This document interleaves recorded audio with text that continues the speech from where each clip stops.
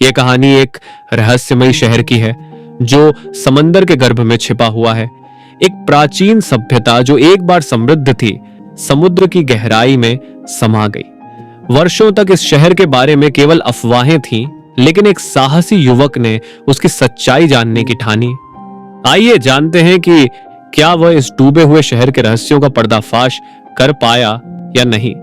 समुद्र के किनारे एक छोटे से गांव में, जहां लोग मछली पकड़ने और खेती करने में लगे हुए थे, वहां अर्जुन नाम का एक युवा नाविक रहता था। अर्जुन को रोमांच पसंद था और वह हमेशा बड़े सपने देखता था। उसने सुना था कि एक पुराना शहर समुद्र में डूब गया है और कई लोगों का मानना था कि यह शहर कभी एक महान सभ्यता का हिस्सा था। यह शहर समुद्र के गर्भ में दफन था, लेकिन किसी ने इसकी सच्चाई जानने की हिम्मत नहीं की। अर्जुन हमेशा इस रहस्यमय शहर के बारे में जानना चाहता था और एक दिन उसने फैसला किया कि वह इस रहस्य को सुलझाएगा। उसने अपनी नाव तैयार की, आवश्यक उपकरण जुटाए और समुद्र में गोता लगाने के लिए निकल पड़ा। अर्जुन की नाव धीरे धीरे समुद्र के गहरे पानी में जा रही थी। वह एक ऐसी दूरी पर पहुंच गया था जहां समुद्र का पानी बिल्कुल शांत था और मानो सब कुछ मौन में डूबा हुआ था। अर्जुन ने गोता लगाने की तैयारी की और समुद्र की तलहटी में जाने के लिए छलांग लगा दी। गहरे पानी में उतरते समय अर्जुन ने एक ऐसा नजारा देखा जो उसने कभी अपनी कल्पना में भी नहीं देखा था। उसकी आंखों के सामने एक विशाल शहर था जो अब समुद्र में डूब चुका था। इसके चारों ओर खंडहर हो चुके मंदिर की दीवारें, पत्थर की पक्की सड़कें और खंडहर इमारतें थीं। वहां की संरचनाएं बहुत प्राचीन और अद्भुत थीं, मानो यहां कभी कोई अज्ञात सभ्यता पनपी हो। अर्जुन ने और गहराई से खोजबीन की।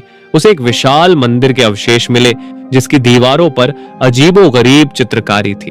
वे चित्रकारी कुछ प्राचीन देवी देवताओं की पूजा और एक रहस्यमयी खजाने की ओर इशारा करती थी। अर्जुन को एहसास हुआ कि यह शहर एक समय में बहुत समृद्ध था, लेकिन फिर अचानक किसी बड़े तूफान या प्राकृतिक आपदा के कारण यह समुद्र में डूब गया। अर्जुन ने मंदिर के भीतर और गहरे प्रवेश किया और उसे एक बड़ा पत्थर मिला। यह पत्थर किसी प्रकार से स्वचालित था और जैसे ही उसने उसे छुआ, एक दरवाजा खुला और उसके सामने एक रहस्यमय कक्ष था। उस कक्ष में एक चमकता हुआ खजाना रखा हुआ था जिसमें स्वर्ण, रत्न और पुरानी धातुएं थीं। लेकिन अर्जुन ने जल्दी से समझ लिया कि यह खजाना केवल भौतिक संपत्ति नहीं था, बल्कि इसमें एक गहरा राज छिपा हुआ था। अर्जुन ने मंदिर के भीतर और गहरे प्रवेश किया और उसे एक बड़ा पत्थर मिला। यह पत्थर किसी प्रकार से स्वचालित था और जैसे ही उसने उसे छुआ, एक दरवाजा खुला और उसके सामने एक रहस्यमयी कक्ष था। उस कक्ष में एक चमकता हुआ खजाना रखा हुआ था जिसमें स्वर्ण, रत्न और पुरानी धातुएं थीं। लेकिन अर्जुन ने जल्दी से समझ लिया कि यह खजाना केवल भौतिक संपत्ति नहीं था, बल्कि इसमें एक गहरा राज छिपा हुआ था। उस कक्ष के भीतर एक पुराना पुस्तक भी था जिसमें उस सभ्यता के बारे में लिखा गया था।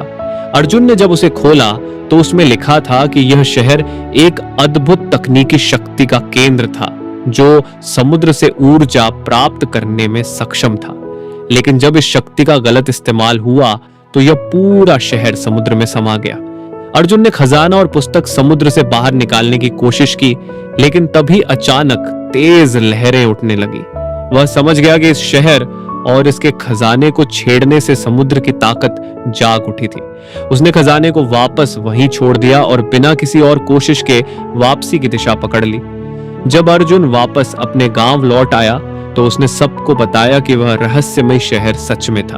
उसने यह भी समझाया कि उस शहर की शक्ति और खजाने को किसी को भी गलत इस्तेमाल नहीं करना चाहिए, क्योंकि इससे समुद्र की प्राकृतिक शक्ति जाग सकती थी।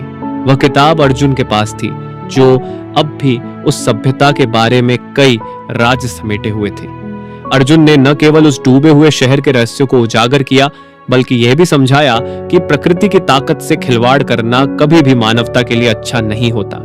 यह कहानी हमें यह सिखाती है कि कुछ रहस्य हमें केवल जानने के लिए नहीं, बल्कि उन्हें समझकर सम्मान देने के लिए होते हैं। अर्जुन ने जिस साहसिकता से उस समृद्ध और रहस्यमयी सभ्यता को खोजा, उसने यह साबित कर दिया कि हर रहस्य का कुछ न कुछ उद्देश्य होता है और उसे जानने से पहले हमें उसकी शक्ति और महत्व को समझना चाहिए।